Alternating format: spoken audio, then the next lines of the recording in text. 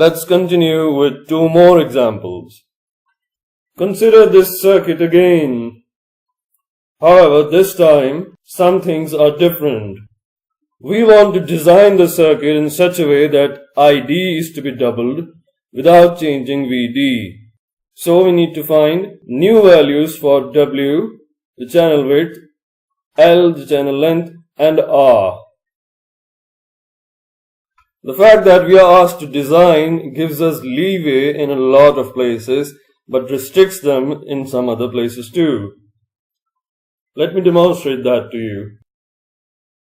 Since ID and VD are fixed, the value of R will also be fixed. However, we have some freedom to decide the values for W and L. Let me show you. Look at this equation of ID. Now let us see which quantities are constant. Look at this quantity here. It remains constant, so we can't touch this. See this one here, the overdrive voltage. Again, it remains constant because of this. So if we are to increase ID, that is we double it, the only parameters we have are W over L, and we have to increase them by twice the amount. So previously our W over L was the value 5. Now we have to take it to 10. Previously the value of W was 4 and for L was 0.8. Now we can change that to any arbitrary value. We can say W equals 7 micrometers and L equals 0.7 micrometers. So this is what I was talking about. This is the flexibility that design offers you in some parts. Remember that R was fixed, but the value of W and L could be chosen arbitrarily. Let's look at another example.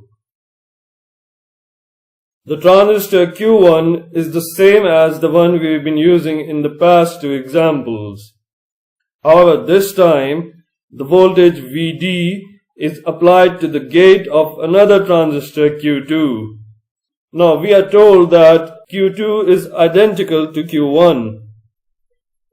What we have to find are the value of the drain current in Q2 and the voltage at its drain. So let's solve this. First of all, notice that the gate voltage is same for both transistors. That is why their VGS, which is the difference between the gate and the source, is also going to be equal, because just like the gates, their sources are also at identical potential, that is ground. So we can use that to calculate the overdrive voltage, 0.4 volts for both transistors. Using that, we can easily calculate the drain current in transistor 2. This comes out to be 80 microamperes. Now the remaining part is fairly straightforward. Consider the transistor Q2 and the voltage VDD at the top, and we can use the resistor R2 to find the voltage VD, which is here.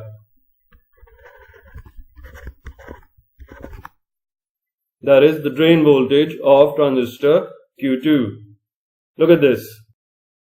VD2 comes out to be 1.4 volts. Again, I urge you to practice these two examples by yourself to gain a better understanding.